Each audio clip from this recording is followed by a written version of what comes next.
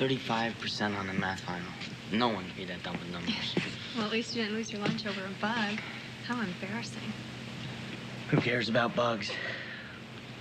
Can't go anywhere if you don't know math. Don't be so sure. I like you even if you are dumb with numbers. Then how come you won't kiss me when we're at school? I don't want everyone to see. And how come we haven't made love yet?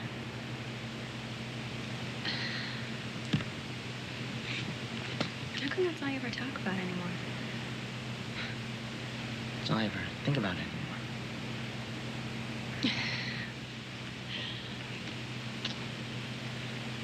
I'll see you later. Whoa, wait. Where are you going? You can't walk me home. Why not? I thought you were going to help Carl. Carl can wait. Johnny, my dad's home today. What's he got against me? I mean, I'm still in school. You can't be a citizen if you're... It's not you. Your parents are rich. They don't need to be citizens, and this stuff means a lot to my dad. He's a veteran. Well, if he hates me so much, how come we're such good friends? Sometimes I do what I want.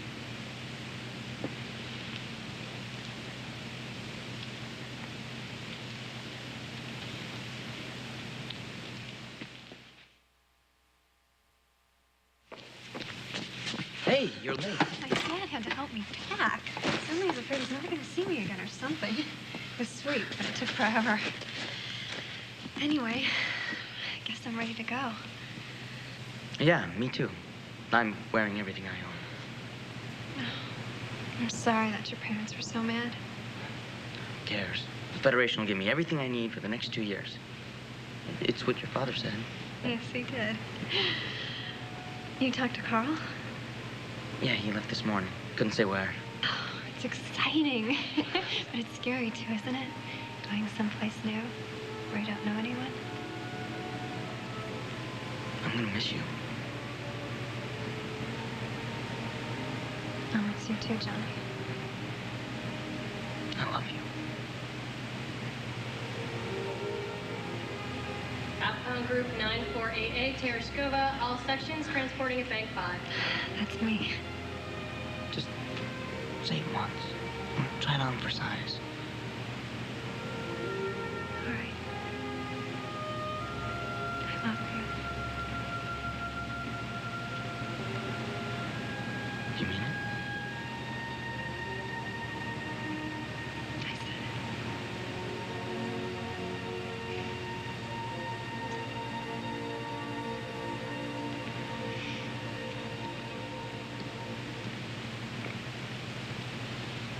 Don't forget to write. I won't.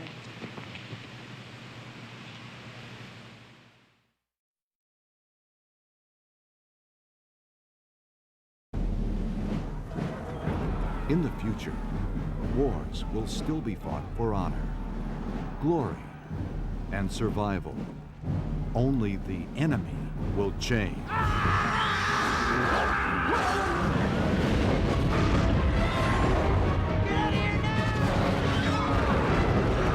We must meet the threat with our very lives. To ensure that human civilization dominates its galaxy always.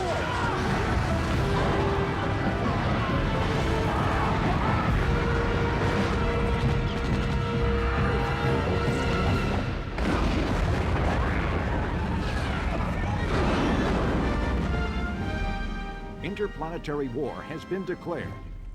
A dedicated group of individuals has volunteered to serve their government.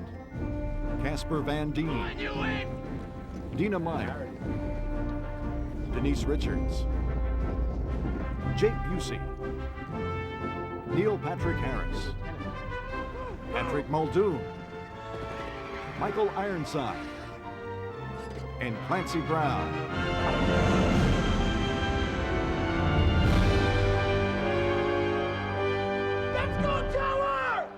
Yeah, okay, that's back there. Starship Troopers is directed by Verhoeven veteran of the science fiction films RoboCop and Total Recall. Okay, let's go again. Sheltered years at school. Boy meets girl. I don't want him to get in the way of my career. Boy loses girl. She winds up falling for someone else. Boy gets another girl. I'm, hopelessly devoted to him. And boy eventually gets back to the other girl. So we have that love triangle thing going on. To earn citizenship, the friends enlist in the armed forces. Join the army, it's great, you have to be, and if you want to become a citizen, you have to join the federal service. Sergeant Zim is trying to transform them from who they were before they became recruits. There's a handful of guts in the whole bunch of you. It's a shock course in becoming part of the society. Captain, we're in the path of an unidentified object moving toward us at high speed. Xander is a lieutenant in the fleet, which is the future Navy. 3, 2, fire! Carmen's been working with Xander. She respects him and, looks up to him.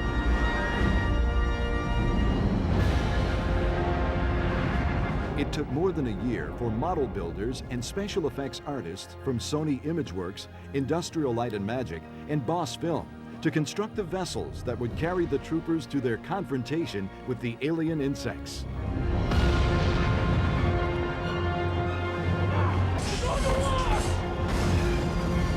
It's a movie about Paradise Lost too, of course.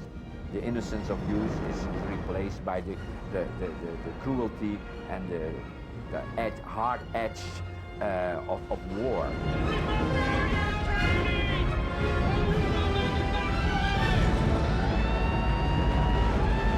Final animation that you've got. So this has got all of, is this the right hit in here? Phil Tippett, the special effects master known for bringing personality to his fantasy creatures, designed the insects. He created an entire alien military hierarchy, including ground troops, air support. You can just, focus on sugar. What we're trying to achieve is a palpable feeling of weight and mass and a lethal quality that will allow them to feel like they are moving quickly but still have scale. We felt that it would be interesting to go back a little bit more to the Second World War. Clearly, our bugs and insects are mean. They're evil, they only have one thought, is kill whatever is close to them. That felt much more like a Second World War situation where you would know that the enemy was bad. For a man who is in arachnophobia, it's going to be a scary film. 14 feet tall. They're disgusting, crazy, just intense, and they swarm upon you like ants swarm upon something. Yeah, that's good. Do it again. In all the rehearsals, we try to give them an illusion and some knowledge about what the shot would look like and where the enemy was coming from, how high the enemy would be, what kind of moves it would make, how fast it would move. Down a little bit. It takes a lot of concentration to go, okay, there is a giant arachnid thing that's 12 feet high that's coming at me, screeching and screaming and squealing and going 35 miles an hour. And here I was a bug, and this was more like, to really frighten them and say, the bug goes forward, now, it's attack!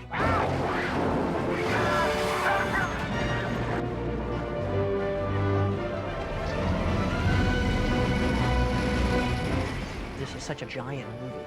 So many aspects to think about. This is so big. It's intimidating. All right, folks, this is fire in the hole. Here we go.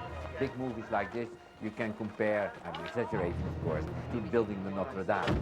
We don't even know who the architect is. There's a lot of people, thousand people worked on it, but it's a really collective effort. Okay, let's try again.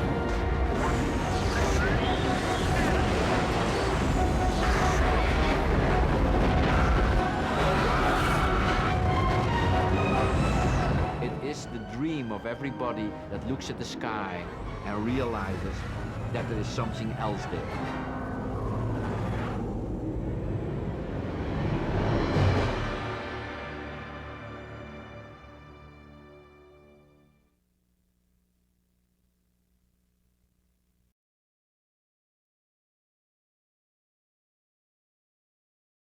Here you see the scene of the destruction of the Roger Young, what started with an animatic that is a computer model of what we are supposed to do. And you can see basically the lamps giving you the inside light, which is later in the shots would be done by the plasma fire or the explosion of the ships, but that is interactive lighting done by lamps in front of our green screen. This again is another animatic. That's a model.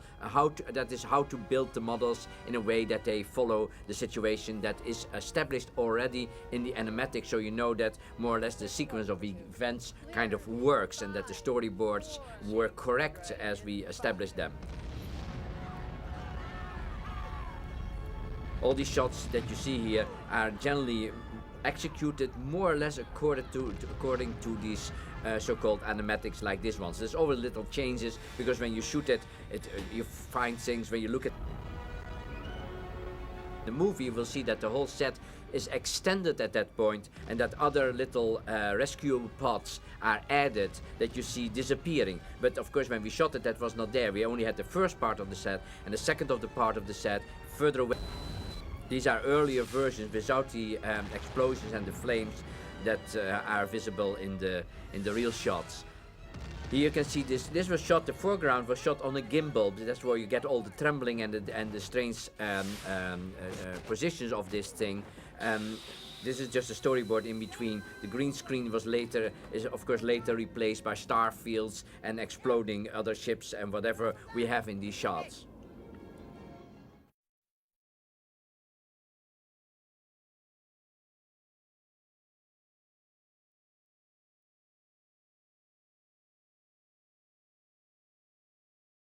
Now you see here the tanker bug sequence. This is the very first animatics done by Phil Tippett's group, and with some storyboards. But you see once in a while you can see the shots that are more or less corresponding to what we have done later. It was also again this is when Birdie is hit by the fire and loses her arm.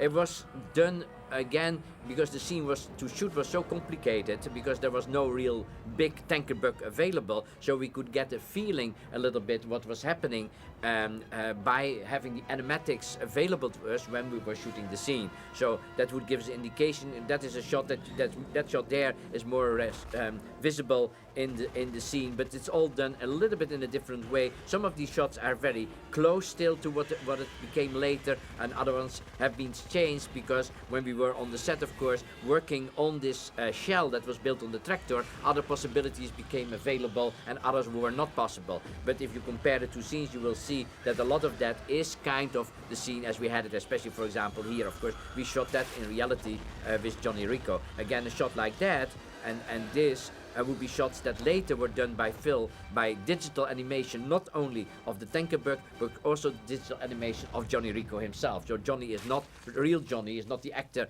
Casper Van Dien, but is a digital image of Casper.